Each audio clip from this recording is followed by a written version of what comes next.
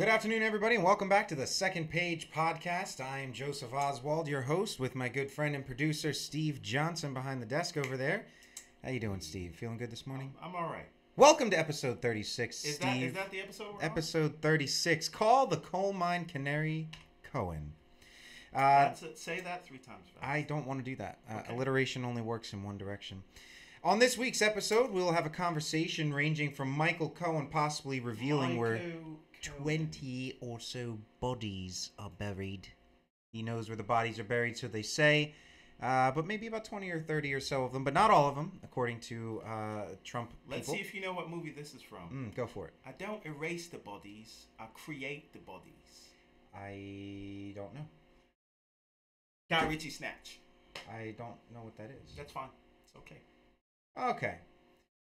So, from Manaforte to the NRA in various forms of legal trouble. Going If you haven't heard, they're going broke. We don't need laws establishing ID requirements for groceries and to vote, but those that think we do also tend to believe that we don't need any regulation whatsoever on guns. Will Americans soon get carded to buy covfefe? Better yet, while the billionaire in chief has probably never shopped for his own groceries, he has also never cared about hypocrisy. His administration sees nothing wrong with borrowing money from China to bail out American farmers hurt by Chinese retaliatory tariffs imposed in response to the Trump administration's trade war. Finally, the president's lawyer defends his client against his former lawyer and claims that any crime he may have committed were not crimes. If only Manaforte had such good legal representation, he might already be serving time. So everybody, come tell us what you think. If you're watching live, please comment live, and we will do our best to read and bring you out into the light of the public. If you're watching on rebroadcasts, either on Facebook or on YouTube, please make sure you've subscribed to our page, both Facebook and YouTube, and also feel free to comment and share. Yes, definitely share. Social medias. Sharing is caring, folks. So we'll go right into the first part of the conversation like we have been doing the past couple weeks. This is more like an open format kind of thing where we have these topics, but we're just going to try and, talk about them. So if you're watching, please feel free to join the conversation, and we look forward to it. So I think the biggest news was, since we didn't do an episode last week, everybody was talking about how Michael Cohen could be the guy that start singing first. Craig's watching us. Craig is watching. Appreciate that. So if for some reason Michael Cohen believes that it is in his best interest to talk to Mueller, to snitch, then he is in fact the canary in Trump's proverbial coal mine. He seems to love coal, so why not? And the canary often is the first one to die, but gives a good signal that something bad is about to happen to the rest of the coal miners.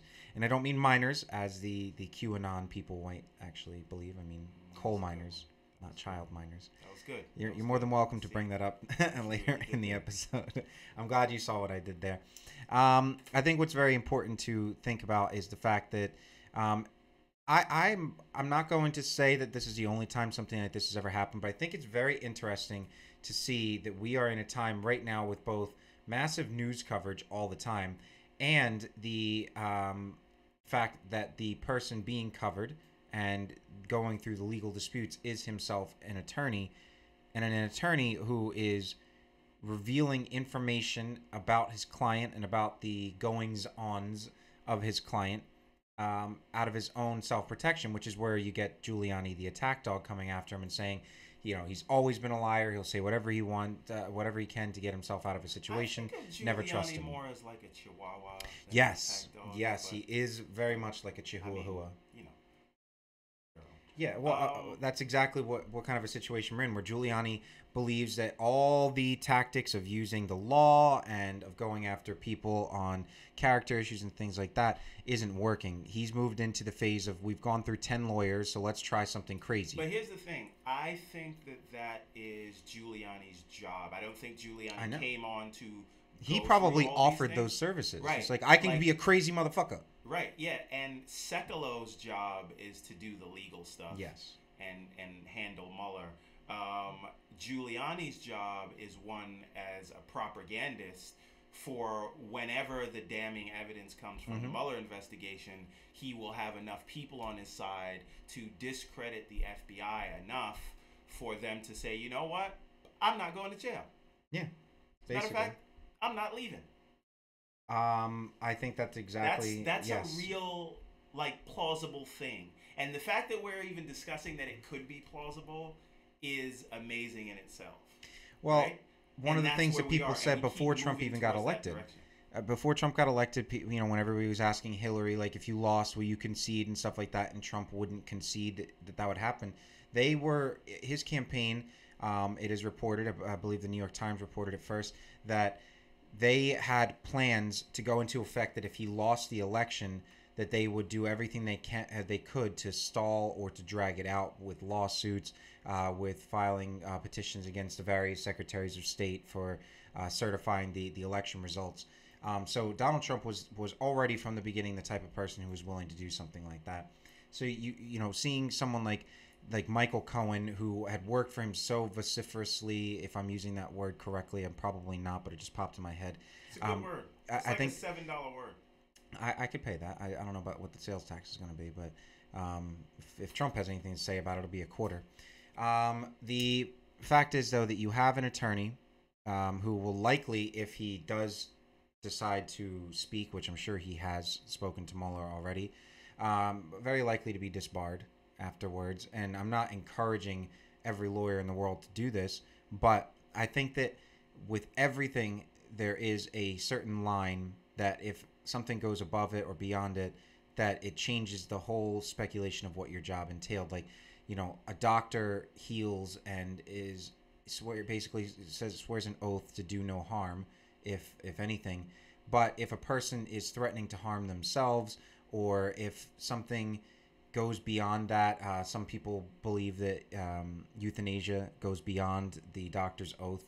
But if you cross a certain line where you're like, okay, now we're playing a different game here, I believe that that's where we find ourselves with Michael Cohen, where he's like, yes, I know what attorney-client privilege is. Yes, I know that this is not what normally happened, but we are in extraordinary times. So here's the thing about the Michael Cohen and the tapes, which again, to me, and I said this 2 weeks ago, that it's curious they came out when everybody was hammering Trump over Russia, and they could not have come out unless the Trump team.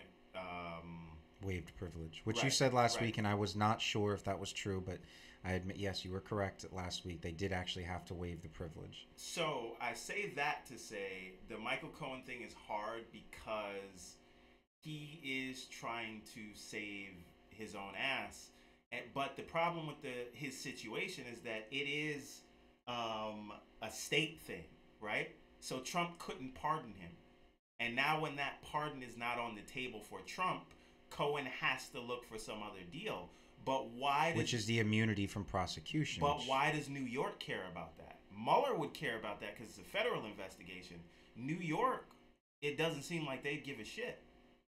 Well, unless you want Mueller to put in a good word with the state's attorney general, but well, I mean, the whole reason this even came up is because not 100% because, but it was partially a reference from the Mueller investigative team to the DA in I think Southern District of Manhattan. No, that's the federal. Um, the New York DA was tipped off that there could be some possible crimes here. So the thing with Manafort by the is way, that Courtney, just sorry, you said we've crossed a line here. It Courtney says an ethical line, or I mean, I guess that's a way you could say it. I'm not really even sure what I even mean by it.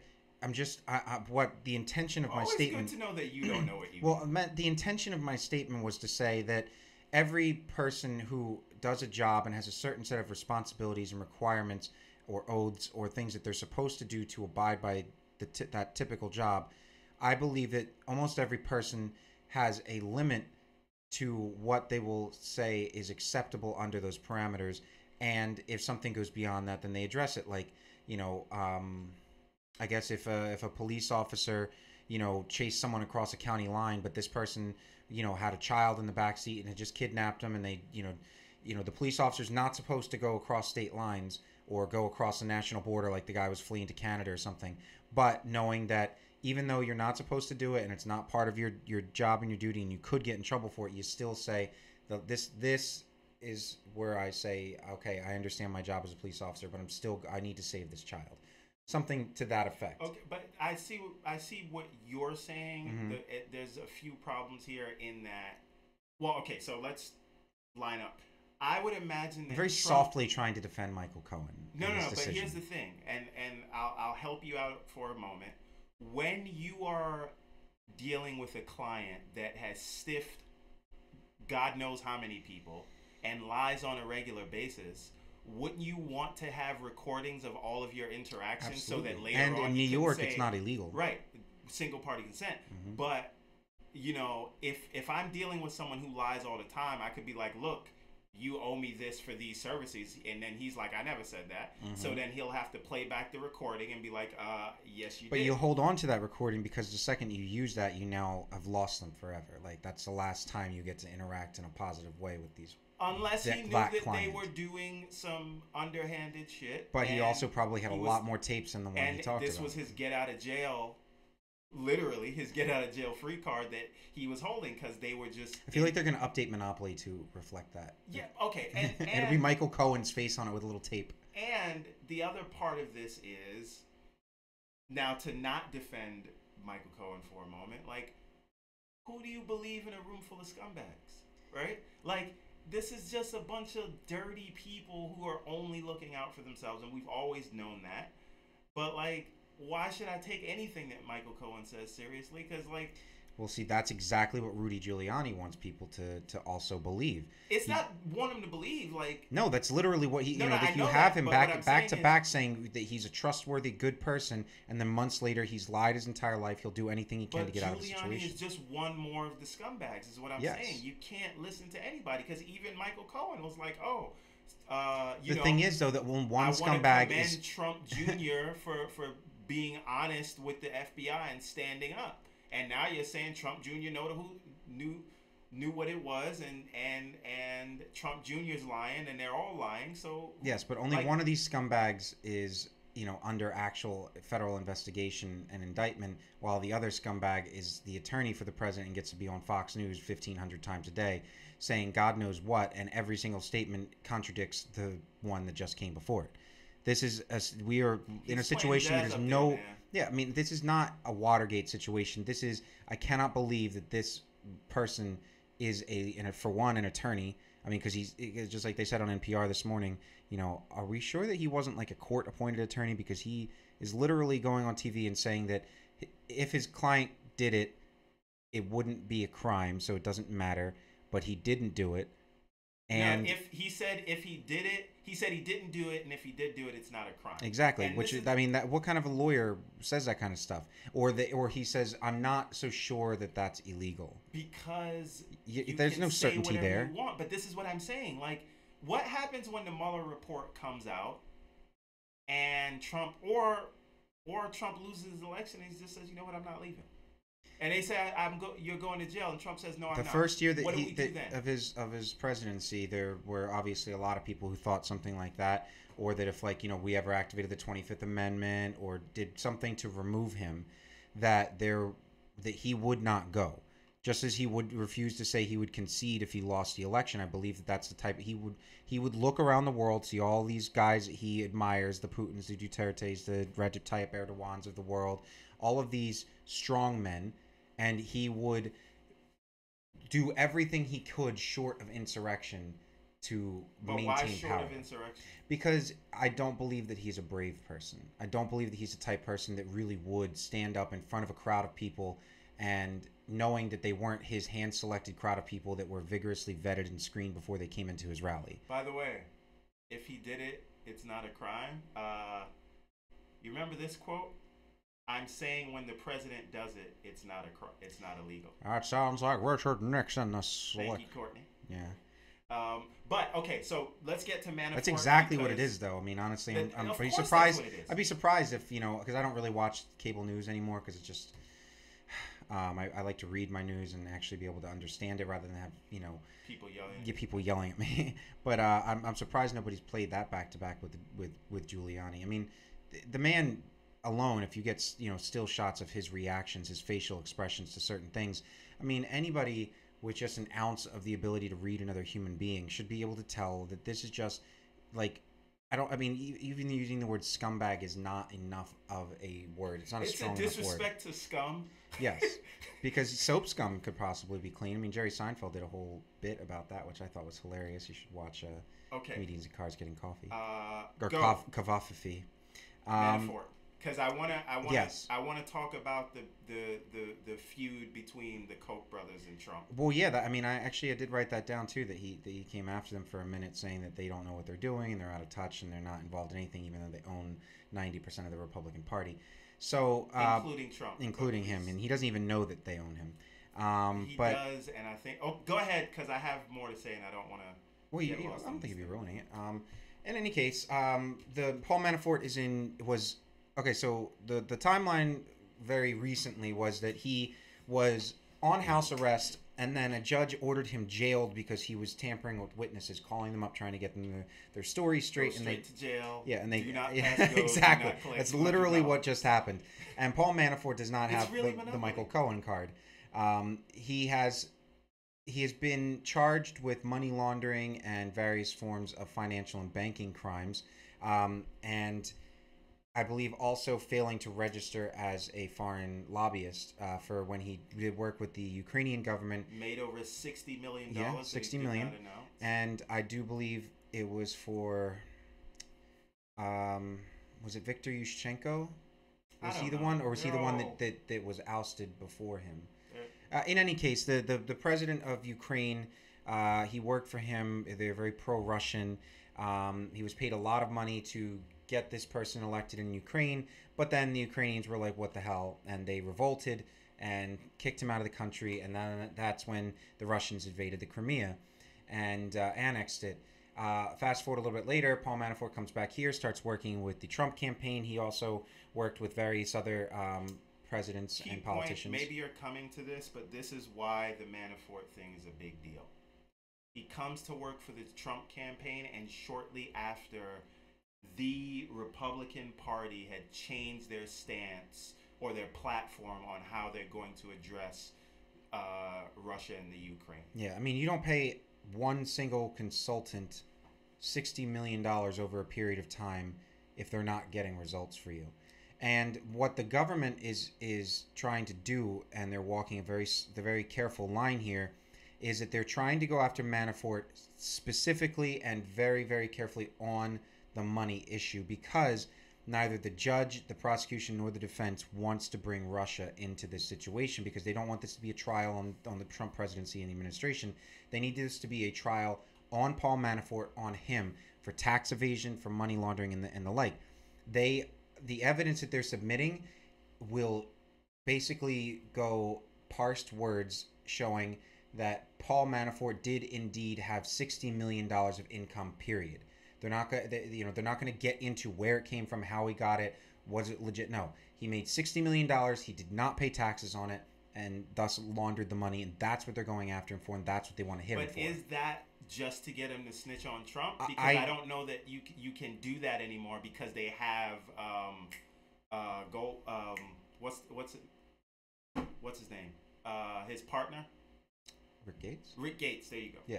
Oh yeah, no, that's what people do. They do it all the time in jail. If you ever watched Making a Murderer or whatever on Netflix, that's what they did to that Darcy kid. They basically told him that we've got someone who can say that you did this, so you might as well just admit it. They've got Gates and they got Manafort, and Gates flipped first, so he's the one that gets the bonus. They're pointing the fingers at each other. Oh, absolutely, but this happens all the time. You see it in every TV show about prison. But this is what I'm saying. It's just like, how many, you cannot have all of these mongrels around you and not get fleas, right? Yeah. How are you associated and connected to all these people, and no, he's clean? Well, I think the main reason why they're trying to avoid bringing Russia into it is not because they don't want the trial to get sidetracked, because as you stated, and we have a $1 bet on, that you think the trial will be over in a couple weeks, and I think it'll be longer. I think that they're doing it. Docket for nothing. I think that they're doing it because they know that if they pursue Paul Manafort federally and they get a conviction on him, that was tainted with Russia, then Trump is going to be able to say he was rounded up in this witch hunt, he was treated unfairly, and pardon him without feeling like he can get backlash. Whereas if he is convicted strictly on these money laundering, tax evasions, and fraud and banking charges, where none of it is political, none of it seems political, then Donald Trump, as brazen as he is, has a very difficult time being able to issue a pardon without some kind of backlash, even from his own supporters, because Paul Manafort is a swamp monster. But the other problem with Manafort is, I don't think that Manafort flips. No, he will not. He absolutely will not. Because he would have flipped already. And the reason he doesn't flip, he may not be afraid of Trump, right? And I think him not flipping is not about Trump. I think you flip on these Russian guys and they come for your family. Listen, I think that it's easy to connect but hard to prove correlation. That, you see all these extraterritorial killings and assassinations coming from Russia to political dissidents of Russia, and it almost looks like a sign. It almost looks like a warning. Like rich Russians in America that have connections that, first of all, I believe, and you can watch this. There's some I can't remember the documentary on Netflix, but you can watch this. Trump is involved with some of these guys, and they have been buying out his condos, and a lot of those guys have been responsible for his the branding of using his name to funnel money through Trump projects. And that's really the thing that I think Mueller is going to get to, if not collusion. But how are you not colluding if you have financial ties? Which maybe we should just get to see the taxes. Mm-hmm. Well, like we mentioned a couple times on past episodes, some states and even more in the future, possibly. By the way, Courtney agrees with me that the trial will be over. Well, you can split your dollar with him. No. Listen, Courtney, you want to get in on this action? You want to put $1 up? Yeah. And now it's paying 2 to 1. Yeah, there we go. We've mentioned it a couple times that several states have passed laws that reallocate electoral votes and say that if a person wants to be on the ballot in a state and be eligible to collect the electoral votes of the state, that they must release 5 years worth of tax returns, which means if Trump wants to run in 2020, he has to release tax returns back to 2015, which is the first year that people wanted his tax returns in the first place. And I think that's clever because anybody that's running, it would be your first term in office, and now any future president would have to do it beforehand. So this specifically looks like it does target Donald Trump, but it is solving a problem we've encountered. But here's the problem. I don't know if that's good enough, right? Because if he knew he was running, I'm sure he got his books in order, right?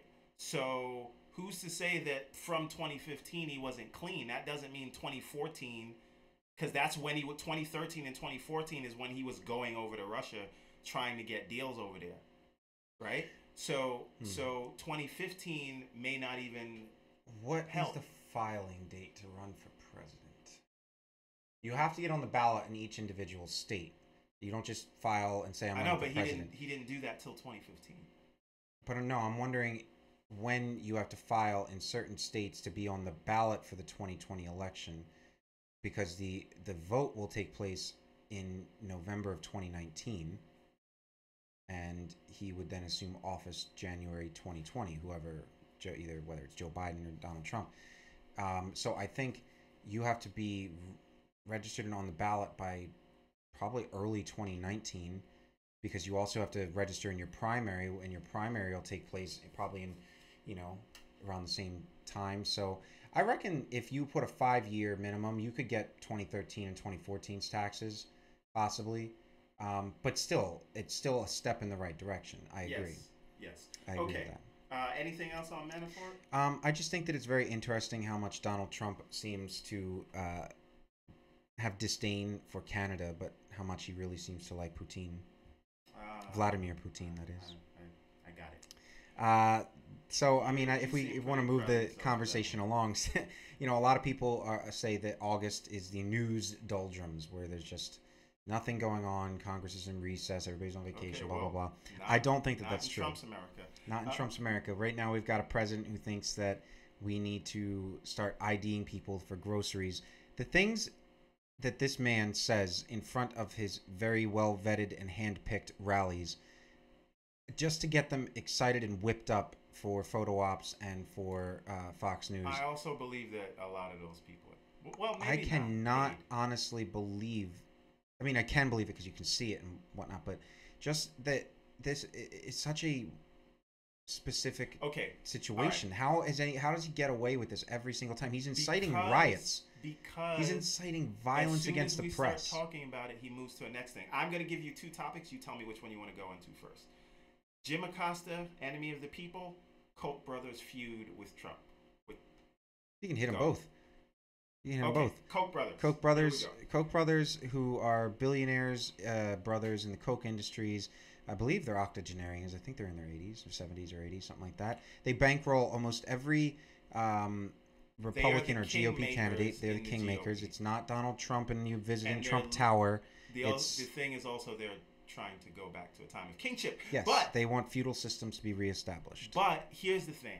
Now, they made news this week by publicly feuding with Trump, saying that he has taken things too far and he is moving things away from where they thought, and they are looking for Democrats because they're old school them. GOP Republicans. They wanted the Reagan type government. They wanted low regulation, low taxes, but strong, secure, stable political government. Not this nonsense of a dumpster fire that the Trump administration is. Here's the thing.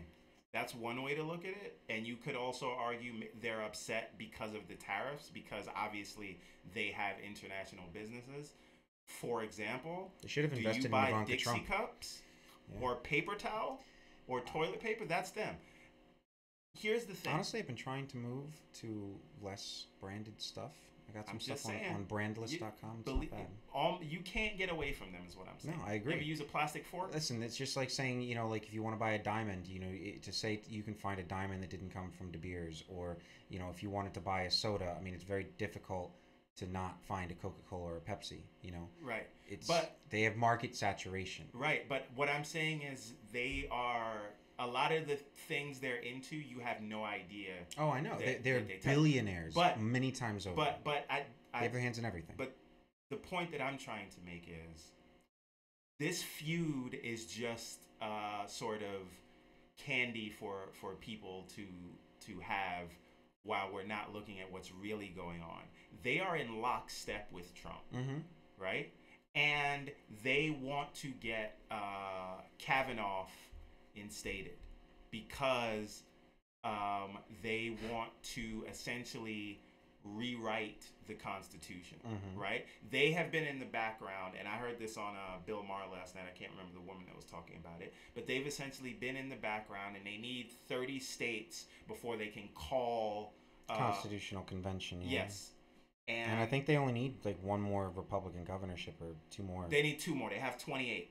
But they want to essentially, and again, the people that are like, oh, the Constitution, I'm just going by the Constitution, what the Constitution said, they want to rewrite it, right? And apparently they have like 10 pillars that they want to go after. And some of them are, do you know what the 17th Amendment is? Off the top of my head? Jeez. While you think of that, they also want to do sort of forced balancing of the budget, but that would come along with getting rid of Medicare and a lot of entitlements, while they give tax cuts and spend more on the military, because this all helps their businesses. Exactly. So what I'm saying is we can look at this argument, and now essentially they're coming on TV saying, hey, we'll buy off Democrats too. Right? Oh, yeah. No, of course. They'll primary you if you go against them at all. So that's the biggest fear that people have with the Koch brothers, is that if you do not support them, if you don't agree to sign on to this thing where you're more loyal to them than you are to the American people and to the United States government, to the Constitution, then they will primary you. They will do everything they can to destroy you. And that's exactly what people like the Koch brothers are, and that's why Donald Trump calls them out, so he can look cool to his supporters. Like, look, I'm challenging the establishment, these rich bastards. I'm not like them. But he gives every single indication that he is exactly like them, that he's doing nothing but trying to support them. He's not done one thing that has been positive or helpful to the average American. Even his tax cuts didn't help a bit. They were all wiped out by inflation. Right. Every gain we've made in the past few years wiped out by inflation. Yeah, unemployment's low, but people are working for less than minimum wage in certain situations, and they're Americans. Now you can't even say that it's illegal immigrants doing it. Right. And 17th Amendment was the one that allowed the people to vote on their senators. That's a very used to be appointed by the state, the president or wherever. By the legislatures of the various states. So that's taking power out of the people's hands, and if you have those governors, 1913, that was amendment.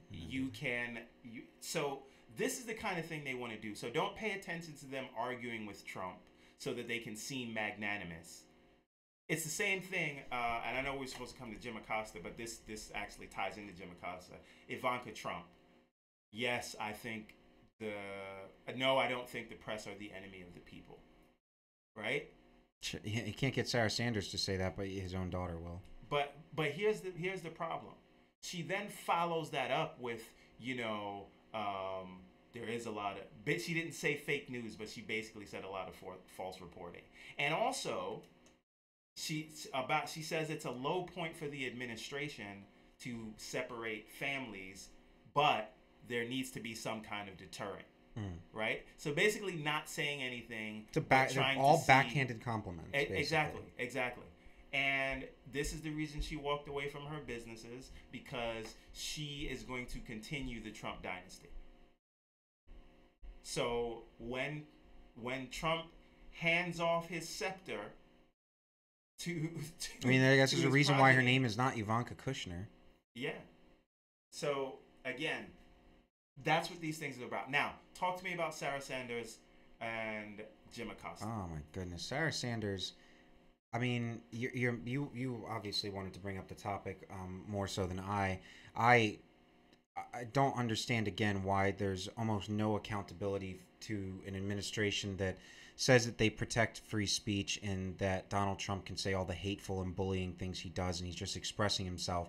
But when the administration is pressured by a free press, by, there are some biased people in there too, but for the amalgamation of people in the press briefing room and all the different people through whom the information is disseminated, to assume that all of those people are out to get you and are enemies of the people, but the ones putting the information out there, the ones that are doing the things for which they're being questioned, are not, I find that we have a huge problem. And the unfortunate part is that because we live in America, you can't just say, oh, Sarah Sanders is a lying puppet for the administration, so let's, take her out back and lynch her at the Red Hen. You can't do that kind of stuff. There's no real repercussion for someone blatantly lying and going up there and propagandizing and calling the press, whom people for 50 some odd years in America have said the free press is really the thing that makes America America. It's what makes democracy and freedom work, is a free press. Here's the thing, though. Right? And she refused to say that. No, but that's all about playing to the base, right? That's what that is, right? Because the idea is to never give an inch, right? So the only sort of free press they acknowledge is Fox News or press that doesn't say bad things about them. Obviously, that's not a free press. It's freedom to speak well about the government. That's the free press. Right. And again, we're living in 1984. But the point is that what does the media do, right? Because the more they literally report the truth, right, the more Trump's guys dig in, right?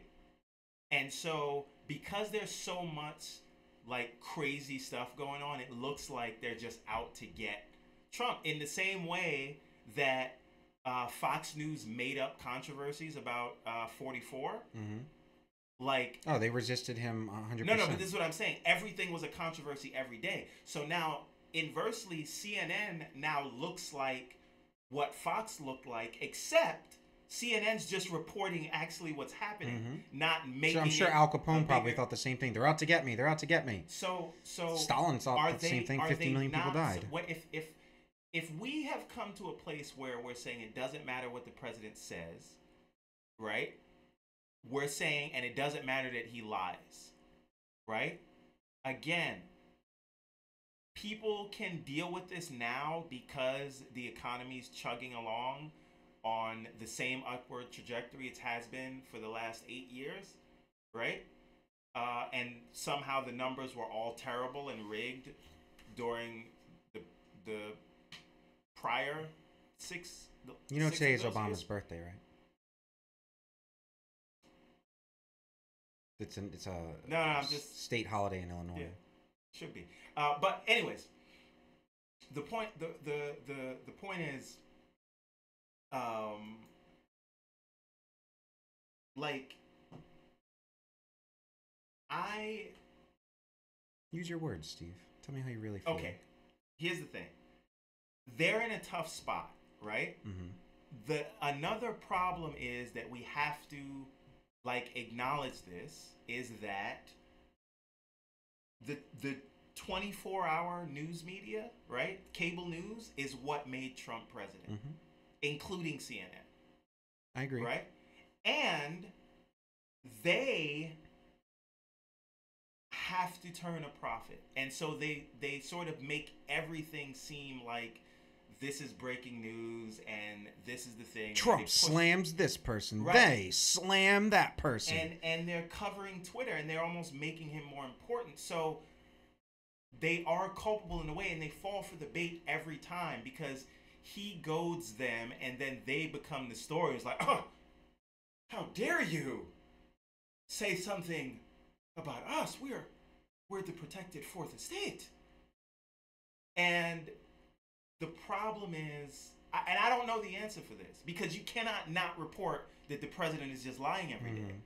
But you can also, but in doing that, you are now in the mud with them. So when you are fighting with, look, again, don't argue with fools because from a distance, nobody can tell the difference, right? So what are they supposed to do? I don't know the answer to that, but when they fight with him the way they do, and it's breaking news because he tweets about something, even though it should be because he's the president, how do they not report it? And at the same time, they're reporting on tweets every day. Where's the line there? I mean, it's the same way I can't understand how Fox can claim to be the most watched news network, but at the same time, they're not the mainstream news. And for some reason, every other news organization in the world is out to get them, except for the Breitbarts and the InfoWars of the world.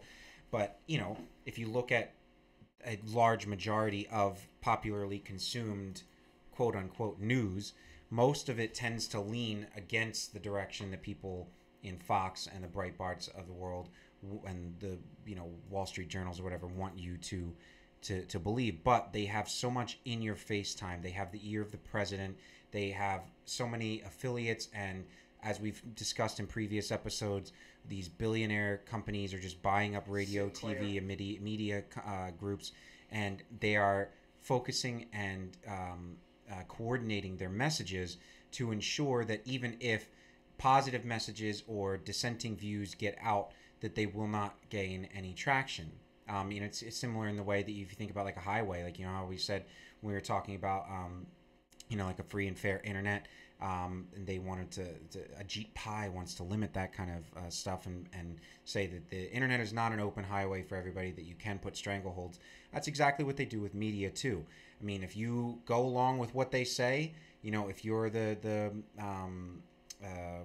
Ben Shapiros of the world or the Tommy Robinsons or any of that, if you speak the message that they want, they will give you a platform and a podium and whatnot to go about, and you will get more and more attention because of it. And that's what someone like Donald Trump thrives on. He thrived on it from the beginning when they were covering his empty podiums. But this is, again, he saw the cracks in the cable news model.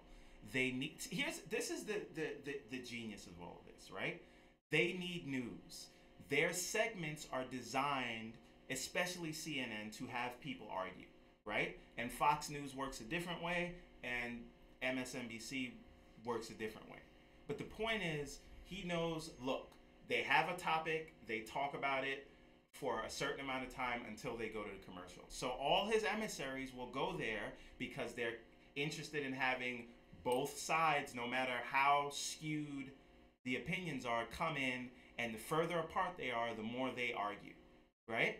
And so his emissaries will come in, say something crazy, and essentially filibuster, run out the clock until the money-making organization has to go to commercial, and there's no time to fact-check them because they're going on to the next crazy thing. And as soon as they start getting to the fact-checking, like, wait, everything you said was a lie, here comes a new tweet.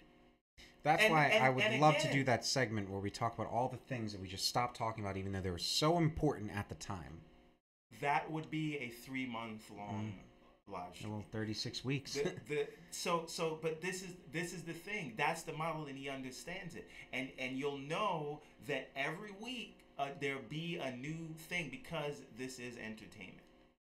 Well, that's what it is. We're watching for Mueller to get Trump like we were watching for Joffrey to get his in Game of Thrones. That's Spoiler all alert. This is. And we can't turn away from it, and he knows that, and he just has this level of control over that. And the other part of this whole thing, right, is I think he has forever weakened the presidency. Absolutely. Because here's the thing. We're at a point right now where government officials are just like, well, don't listen to what the president says. It was just a tweet. Unless we want you to listen to it, then it's an official statement. But now what we're saying is what the president says doesn't matter. He's just a stooge. Look at the policies. I don't care that he. I mean, that's said this really crazy out of the thing. same playbook as they had when George Bush was president, where people were trying to, where he had to go out and tell people, I'm the decider, because nobody thought that George Bush was really being president. They thought he was a puppet to like Dick Cheney and all the military-industrial complex. But then they'll turn around the Rumsfelds when someone says something like deplorables, and then it's the clutch person, and it's like words matter until they don't. Law and order matters until it doesn't. Two very good examples, and both things that we said we were going to talk about. One good example is specifically with New York and the students from the Parkland school shooting massacre, that the NRA is claiming that because they are losing their insurance coverage for carry guard, which protects people that use their guns legally but then suffer legal lawsuits and civil complaints. So they lost their right to get their insurance carrier, who said they will not insure them for any price, mostly at the urging of the Parkland students and Governor Cuomo's office, who has also encouraged the state of New York and anybody that does business with the state of New York to drop and cut their ties with the NRA, which they've done. Now the NRA is saying that they can't even get depository banking contracts. Like they can't even deposit their money because banks don't want to take any chance of opening themselves up to regulation or reprisal. Yes. No. Tiny violins. I do believe that orchestra has been playing for quite some time. Okay. But they are complaining that because of that, because they can't get the insurance, because they can't get banking, in 2016 they deficit spent $46 million. I mean, we're all talking about, oh, look at all the gun shooting and stock prices on guns and stuff, they go up, and yet, gun makers are going out of business, the NRA is running into debt. They own the narrative, they own the media, and of course they're going to keep saying things are all right until they aren't. And now they are suing the state of New York, and it's probably not going to go very far because, the government is right. It's people's free speech to say whether or not they want to do business with you. Okay. So they're saying that they are coming after the politically protected Second Amendment advocates in the NRA. They're going to have to shut down NRA TV, their live streaming service, and all this other stuff that they offer, all because they just can't find any kind of a compromise on gun laws, or just like there's no law whatsoever, no regulation, and they spend all their money defending that when they would spend far less money and have far more success in advocating what they believe in to people who might not otherwise believe that now, if they just compromised. How do these 3D printed guns play into this? Well, because I would imagine it's about the blueprint. You could 3D print anything as long as you know how to do it. You can 3D print a building, a working heart. I understand that. What I'm saying is, how will that affect the business model, right? Because I don't believe that they were going to defend it because of that exact statement. Because right, they if knew that you could do that, no a money. gun and assemble it, that's less gun sales, which is what this is all about. Which is why they barely did any kind of defending, and the federal judge ordered that the blueprints ordered an injunction while it gets decided in the courts whether or not. But the bell has already been yes, but but they're not going to defend it because there's no money in defending that. If people can just start printing guns at home, then the NRA doesn't care about your right to own the gun. Now they care about why aren't you buying a gun. But the NRA is not Remington or whoever these. But they work on behalf of them, just like the world isn't all Koch Industries, but everybody that they support and fund and all that, they are the ones that are getting the message across. Okay, so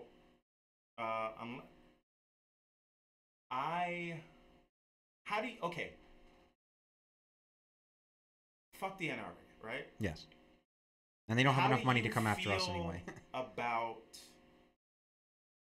How do you feel about the idea of 3D printed guns? Geez, I mean, it's a very new territory. I mean, honestly, it's like in 1999 being like, how do you feel about a website where you can type in a couple words and every single thing on the planet has to do with it will come up on a page for you. 3D printed guns, all you can think of are all the crazy things you can do because we haven't yet developed all the practical purposes. Just like people probably had amazing, crazy ideas in the 60s and 70s about what you could do with a computer that don't even touch the things we can actually do with computers now. I mean, where we've mapped the entire human genome, and 50, 60 years ago, people didn't even know what a genome was. Right. And we were talking about 3D printed gun. Yes, I can see all the horrible things. Kid hits print on a printer, 7-10 years old, because he sees a gun, he thinks it's a toy because it's made out of plastic and it's very lightweight, but all of a sudden you've just been shot with a plastic bullet. Here's the other problem with it. So I don't even know whether or not the bullets would be plastic. I think you still have to buy a bullet. Plastic, and there's also an explosion that goes off inside of it, and so if you didn't put this thing together properly, you got shrapnel. Yes, and it's easy to get on a plane. Yes, but these things are different colors, and sorry, call me a pessimist, but I'm just envisioning cops shooting unarmed, let's be frank, people of color, and saying, I thought it was a 3D printed gun. Mm-hmm. Anybody can get them now. And and just yesterday in Sweden, a place we generally consider very safe, and like the police aren't. Sweden? Yeah, but a young man with Down syndrome had a toy gun, and he was out in public with it, and the police shot him and killed, and he died in the hospital. But we're talking about in Sweden where he had a toy gun. And if you can't honestly tell me that you don't think there's any chance that a 3D printed plastic gun that can be designed any color to look like whatever you want, can still function the same on the inside, cannot be misconstrued by police for a gun, I mean, you're insane. You're an insane person. Here, again, that is a different argument whether it should be legal. But no, I'm not arguing that. I think... I mean, if you're asking me that question, it leads to problems. If you're asking me the question of whether or not it should be legal, I think yes, it should be legal. But just like downloading software to run Microsoft Word or McAfee antivirus, you should have to pay for the blueprint. Just like you'd have to pay for a gun, you should have to pay taxes, register that you downloaded this blueprint. Even though people have VPNs and stuff like that, there are ways to prove that where a gun was downloaded to. And you should have to be licensed for it. That. You have to have a license to have Microsoft Word. Why not a license to print a gun? Once you start tracking those kind of things, isn't that a slippery slope to track whatever else you want? Absolutely, but that's exactly what a slippery... taxation is a slippery slope. Now, literally every transaction that involves money in the United States is taxed in some form or another. I mean, every time you institute the first of a form of or set of regulation, it's always going to be a slippery slope, because any slope can be slippery if you slick it. And if you go after it nice and slow and steady and you do it very well and efficiently, then it's not a dangerous slope. You're just walking downhill. It's not dangerous to walk downhill. It's dangerous to run downhill. It's dangerous to go tumbling down a hill, but to carefully walk down a hill, to trek it, but that's not to hike it, it's no fun, but at least it's done the right way. So I don't know where I stand on this, right? Because they are blueprints, right? Yeah. And they can be out there, right? And if somebody wants to give away those blueprints, you can't stop someone from saying, I want to give this away. Mm-hmm. Now, are we going to track it in the same way that you track like child pornography? Because they know everybody who's looking at that stuff, right? But then are you putting a gun in the same class as like terrible stuff like that? You know what I mean? Listen, and then what comes with that? If you start classifying a gun or a blueprint of a gun in the same way as you would some other terrible things on the internet. Listen, if you can... Because, like, you can get right now, you can go look up how to make a bomb. Yeah. They don't stop You can figure out how to make a flamethrower. You can look up how to, incite a rebellion. Yes, there is information on how to do literally anything you can think of. Does that mean that it should be... acted upon or at least monitored? Available. I mean, when it comes to regular gun violence, and I can't believe I have to say regular gun violence or atypical gun violence, but when it comes to that, people always say things like, if you think that someone has a mental instability or they're a danger to themselves or others, they need to be monitored and possibly be have their weapons taken away temporarily, have their license or have their license suspended to carry a weapon, all these kind of things. Regular weapons and people that use them are in some form or fashion, they're regulated and watched, just like anything else is. Just like you have a license to drive your car, just like some people think you need to have an ID to vote or to buy groceries. If you are going to download the blueprints to a gun, then you should be subject to minimally invasive monitoring, which is it's a litmus test that most courts use, is that if the government is going to regulate something, it has to be minimal. It has to do the most for the benefit of the government and the public good while being the least restrictive possible. And that's usually what the court will use to decide whether or not a regulation or something is reasonable. So if you are going to say that you can regulate alcohol and the sale of alcohol online, and even though you can figure out how to make alcohol in your home, you can still only legally make a certain amount of it, because any more in excess, it's unreasonable to think that you're not selling it or giving it to people, because even with something like alcohol, it can be dangerous. It's regulated because you can have explosions. Children can get involved in it. You could get sick because you don't know what you're doing. You could hurt yourself. And so those things are regulated like every other thing in America. So if you're going to be able to download the blueprint for a gun and print something that weighs an ounce that can kill someone, then you absolutely should be able to regulate. You shouldn't be restricted from getting it, but if you get it, just like anything else you download, there should be an EULA, end user license agreement. You download this blueprint for a gun, you make sure that you keep this gun safe, and you realize that anything that happens, we are released from liability. You are 100% responsible for anything that happens. This is the problem. It's not a product. It's just it absolutely is a product. No. When I say it's not a product, there is not a company out there selling these blueprints like, I want to make money off of it. Not yet. Well, at that point, then yes. But if people are just making these things and giving them out, you can't put any requirement on an individual for giving you blueprints. Yes, I can. Just like I can make a requirement for giving away alcohol. I mean, if I working in a restaurant, if I gave somebody a drink on the house and I said, this is on the house, and they left and they got into an accident, I am far more liable than I would be if they had purchased something and got an establishment who has licenses to sell and distribute alcohol. That's very different than two people being in their house. Hey, I make beer in my... Yeah, but that doesn't get rid of liability, though. Like an example, if I were to tell you how to kill someone, and then you went and killed someone in the manner in which I described, and I know this for a fact because I know someone who's sitting in jail right now for this very same thing, who tried to defend himself by saying he was joking. He explained a way to kill someone and get rid of evidence, or get rid of the body and the evidence, and was caught. That's very different, though, than here's how you make a gun. No, because making a gun doesn't necessarily dictate that you are killing a person. No, it doesn't. You're right. You're absolutely right. It does not mean you're going to kill someone, but it does mean you've now enjoined your liability with that other person, because if not for you, they would not be able to do this, print this, design this, hurt someone. So if they never hurt anybody after you've given them the blueprint design, then fine, good, well and good. Everybody continue to do what you're doing.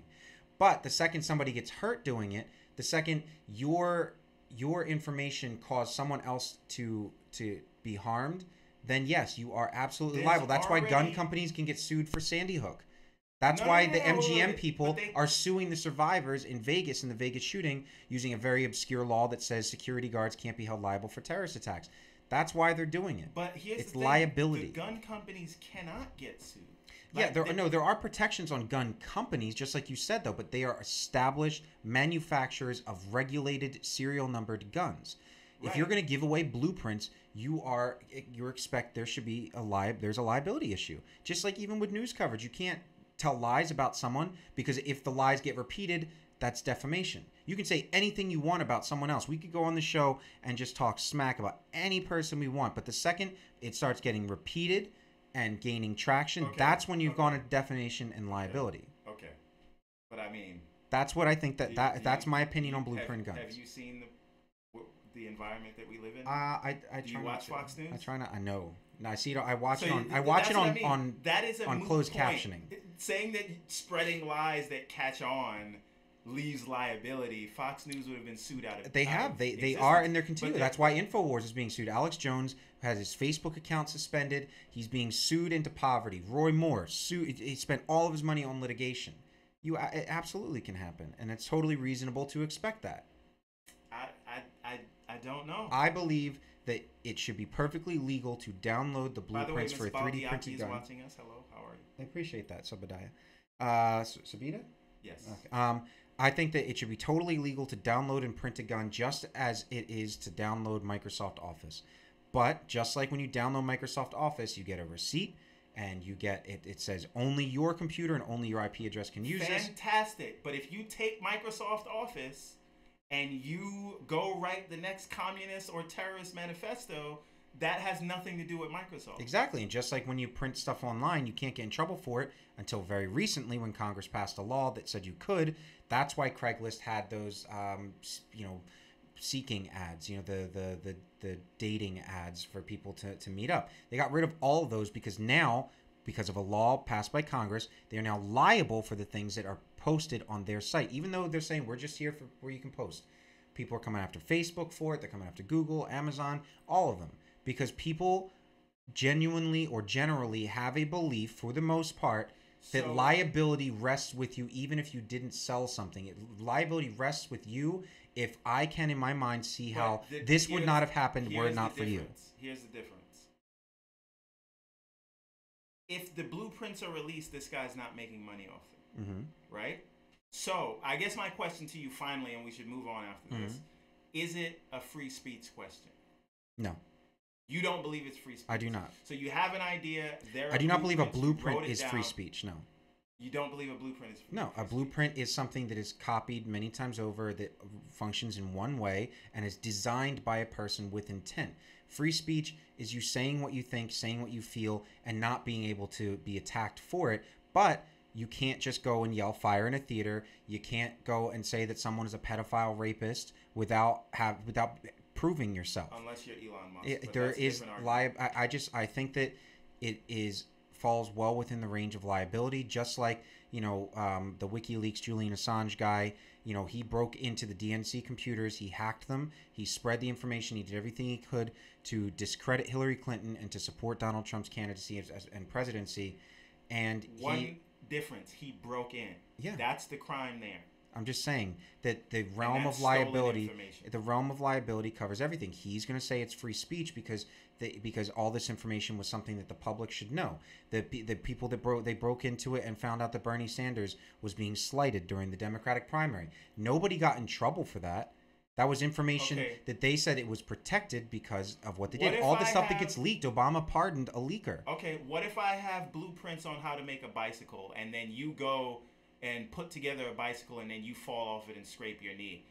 Am I getting sued for that? If I can prove that your design was faulty and that even if you gave it to me. But I didn't tell you. See, this is the thing. Releasing a thing and giving it to you specifically, telling you to use it and how to use it is very different. Those are two different things. It's the same thing. I mean, you can't give someone financial advice. This guy, you can't sit here on the air. Sorry, you can't sit there on the air and give me financial advice, even if I didn't give you a dime, and expect that if something bad doesn't happen to me, that I'm not going to come back and say, look, I have you on the air. You told me that to buy Facebook stock. And I bought Facebook stock and I lost all my money. In a court, I could, in a civil court with a 51%, non-shadow of a doubt kind of thing, I could prove civil liability on your part that you caused me damages because I trusted you. So if someone is going to give you a design for a bicycle and you trusted them to give you a good design and the design was faulty, not your craftsmanship, not the way you put it together. If you put it together exactly the way the directions said, yes, even if the design was free, you could sue them. Okay. But again, that implies that I'm giving it to you directly. Releasing a thing and saying it's in the ether is very different than come to my website so that I can get because that's not how the internet works, because it has to be distributed. You can't just, it's not like putting a letter on a bulletin board. You put something out on the internet, it has to be disseminated and distributed. Yes, but okay, it's out there on the internet. You downloaded it. Now you put it out somewhere. Somebody downloaded it from you. Mm-hmm. It's not like a direct, this is what I'm saying, it's not a direct website. Like, it's out there. Neither is child pornography, but you, Jared from that's Subway. My question. Are you classifying blueprints for a 3D printed gun as child pornography? Because if you are, then that's a whole other conversation. I'm classifying it as disseminated information, and if that information is used in a nefarious purpose, and I guarantee you I could probably find 15 or 16 federal laws or statutes or state statutes and laws that show that you are liable for something if you can be linked that were it not for the information you provided, someone or something would not have been damaged, killed, or harmed.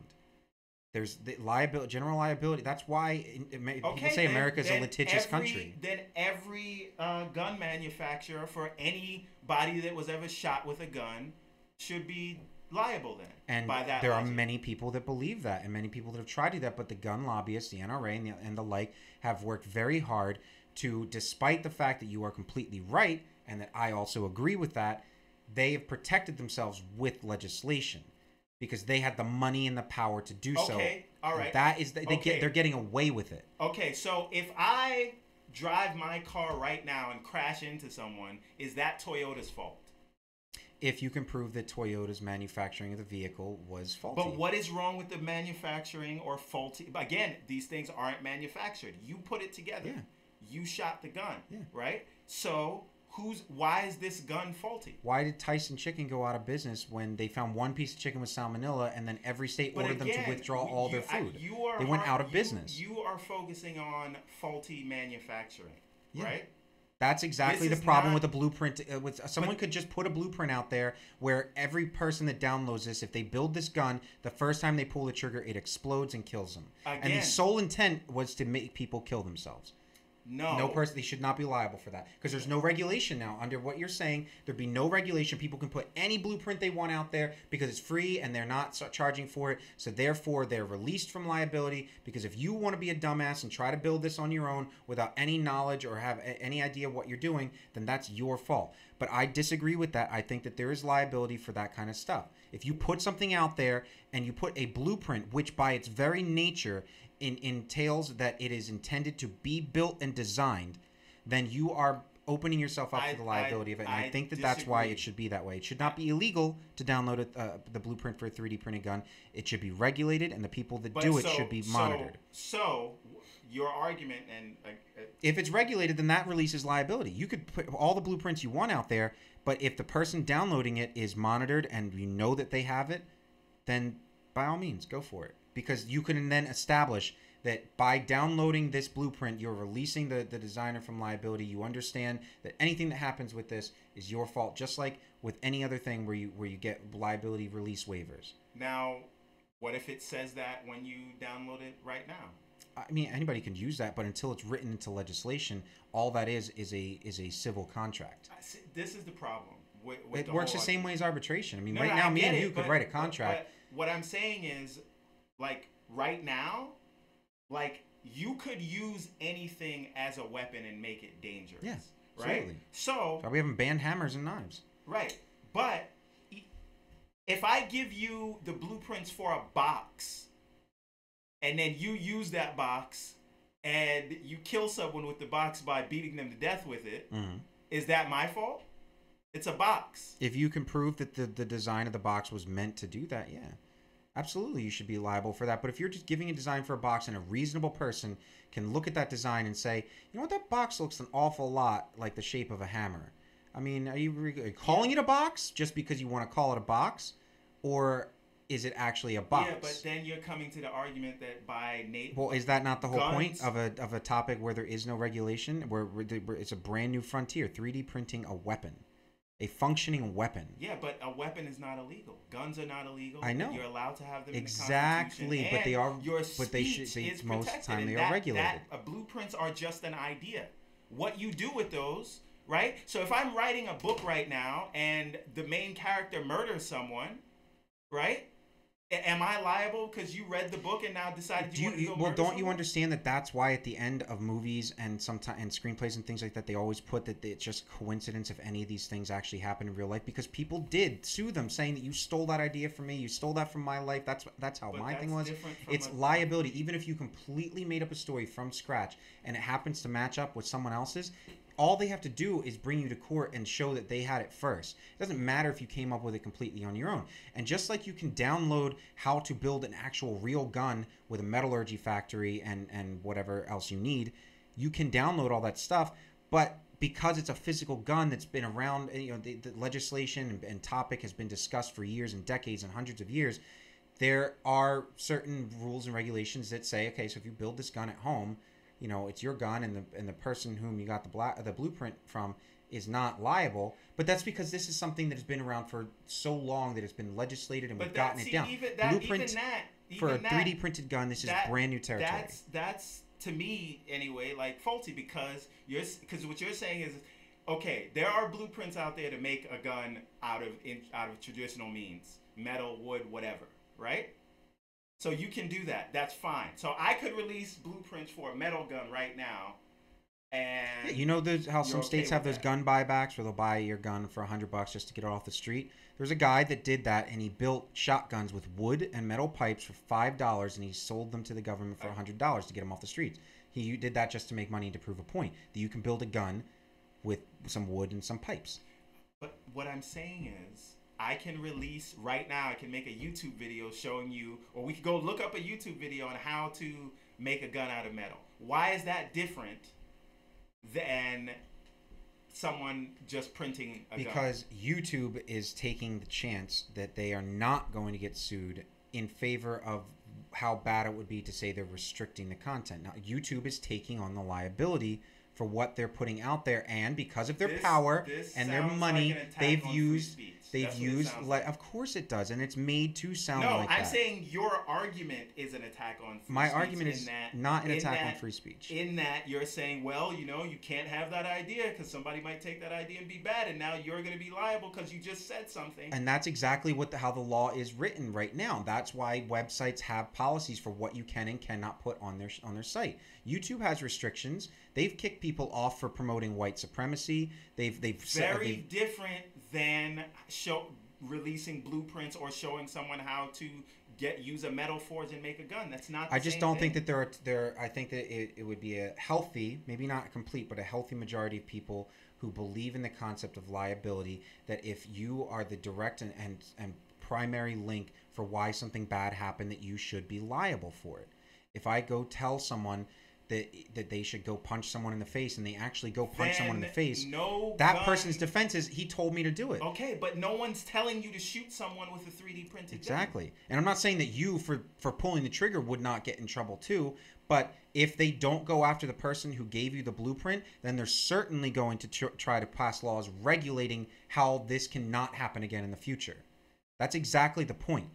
And in a way, I think they want something bad to happen with 3D printed guns so they can regulate it. Because for the most part, the government doesn't regulate something until it's either caused harm or caused them a loss of money. Okay, let's move on. I think we're gonna have to. I mean, I don't know. That was actually. I mean, that was a good segment. I think it's very important. You know, it like you said, it's a brand new frontier. I mean, if you got a 3D printer out here right now, I mean, think of all the things we could print a camera. You know, we could print a broadband radio and start you know, disseminating insurrection into the airwaves. More involved in making a camera, but I take your meaning. Yes. You're liable for yelling fire in a theater, even if someone put you up to it. Yeah. And then you're guilty by There's association. a specific law on those specific words. Well, this is a brand new thing, and there aren't specific laws yet. And I am in the camp that there should be. That it should be regulated, not restricted. Regulated, not restricted. Because if you regulate it, then you're releasing all the liability. And nobody's liable. I hear you, but I don't know how you can without severely restricting it's as easy as saying that if you download this, that you're on a registry, and that's it. You're registered, so we just know where this is. I don't like that idea.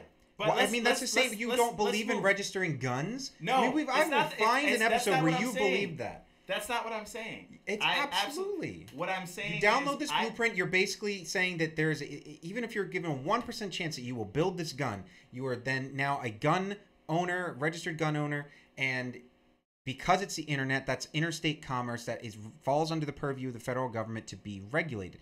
States can regulate the guns that they want within their state. Okay, let's be clear. I'm not saying it shouldn't be regulated. I'm just saying the idea of because you downloaded some 3D blueprints that now we're watching you forever is a scary idea. No, but see, that's the exact same argument that gun advocates use too. I don't want my name on a list. The government doesn't need to know how many guns I have or where they're kept. That is the exact same argument. That is the exact same, and pardon my French, but stupid argument because.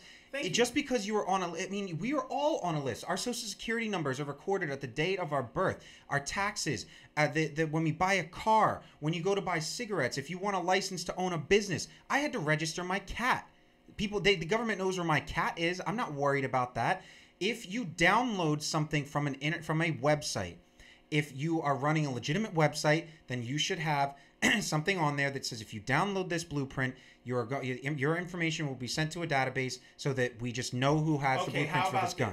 That's it. That's all you have to do. You don't have to say, pay this money, go down to this office, give me your fingerprints and a DNA sample. The problem is I'm saying they're going to be watching you forever. And I don't know how I feel about that. Now, what I am saying, though, is maybe a better way to regulate this is maybe there's something you could put in the printer that would stop it from printing these kinds of things. Because I do not think that people should just be printing guns. But my argument is, how do you regulate this? That's a great idea. Onerous, you know, you could pass legislation that would say for a 3D printer to be produced or allowed in America, it has to have this. Just like there are fuel requirements on a car, you can't have a 3D printer in America if it doesn't have something that'll stop this from happening, or if they can't print it unless it prints a unique serial number or something on it.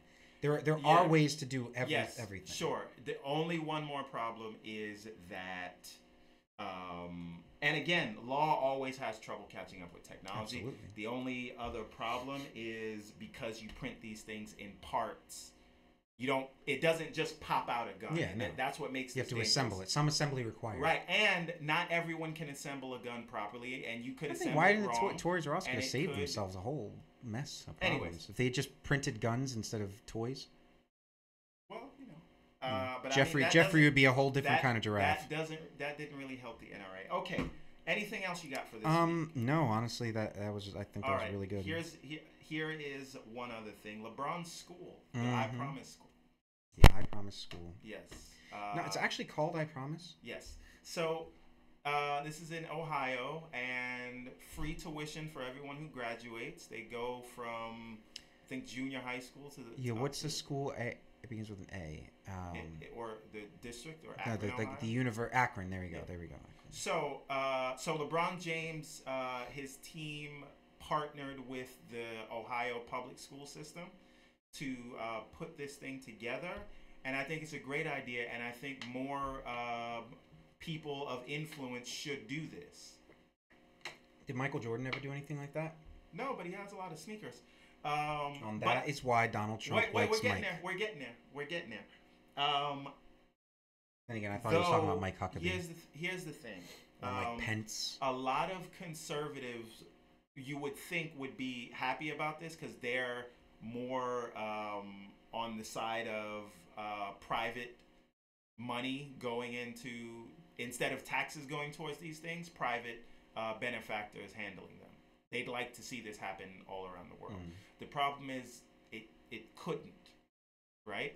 And I want to talk about people in communities of color, sort of in giving back in this way. And I heard a lot of people say, why haven't we seen more of this, right? And that sort of led to the whole Koch brothers and the control they have, right? Because they are the biggest donors in the Republican Party.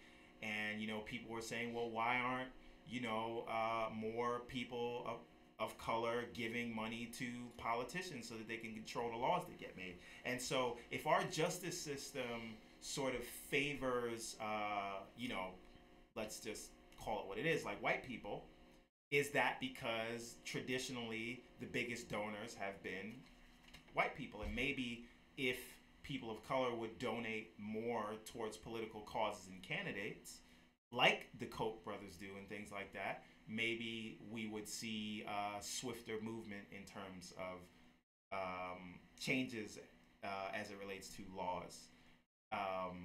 Well, they just want you to play by their game rules. Also, but the problem with that line of thinking is, if you look at Oprah or Jay-Z or maybe even Bob Johnson, right? A lot of those millionaires and billionaires, they're all new money by relative standards. So, you know what you should do on Netflix is like a show you gotta watch. It's called Everything Explained. Yeah. And the first one is about the racial wealth gap, and I think you would enjoy the episode.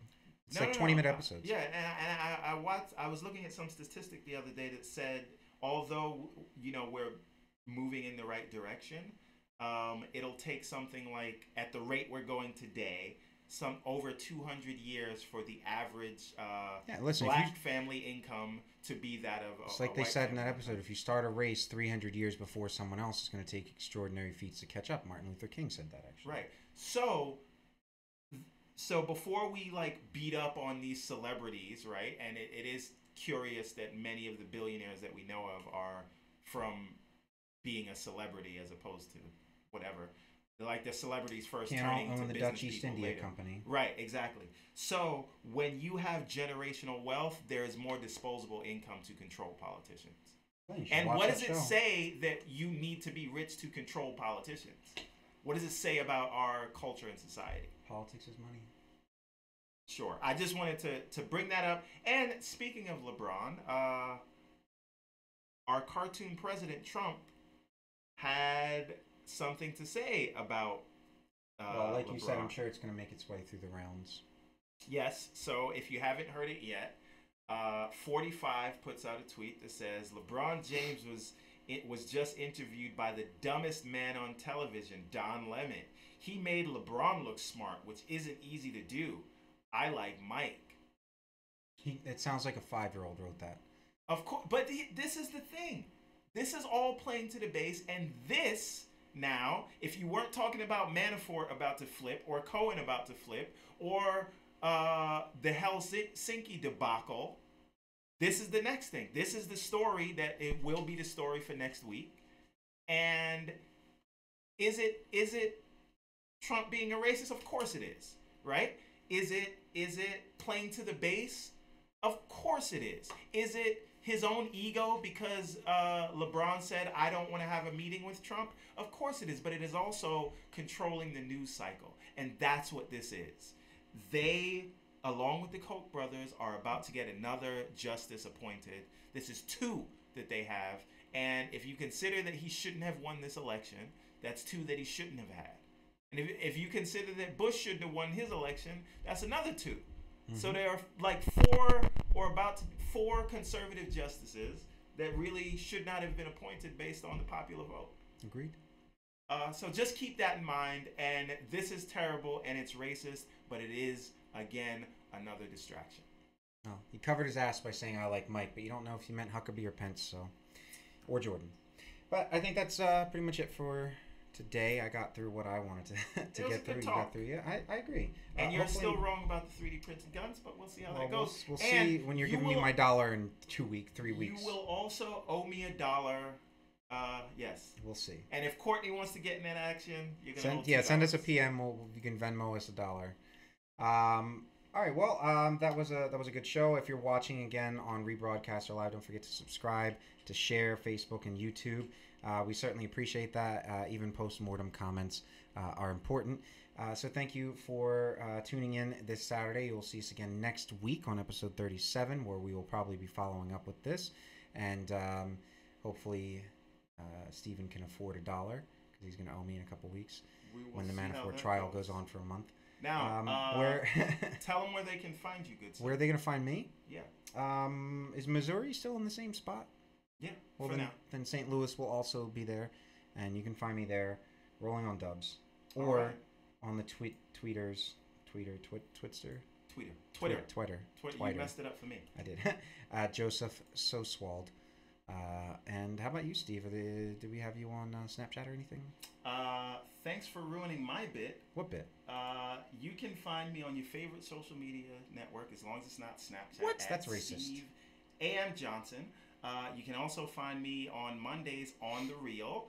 And on a week from today, we're going to have our first guest on The Real. That's going to be a bit of a surprise. You will find out who it is next Saturday. Suspense is killing me. Yes, and there's also, if you want to hear dads talking about dad stuff, you can check out the 36 Chambers of Fatherhood. And that is all I got, good sir. Please, again, if you join the conversation and tell your friends about this and share this on your social media. And check out, we made a separate page for the second page on YouTube. So go search for the second page on YouTube. And 2 NDPG or spelled out? It's just called the second page. But SECOND? Yes, okay. Yes. The second page. Go look it up. Subscribe. If you subscribe to R Squared Network on YouTube, subscribe to the second page if you want to hear us have these debates every Saturday. And that is about it. Fan-frickin-tastic. I'm going to get a secret Snapchat account. I'm going to keep taking pictures of you while you're not looking. Fantastic. Hugs, not drugs, folks. But, drugs are sometimes okay.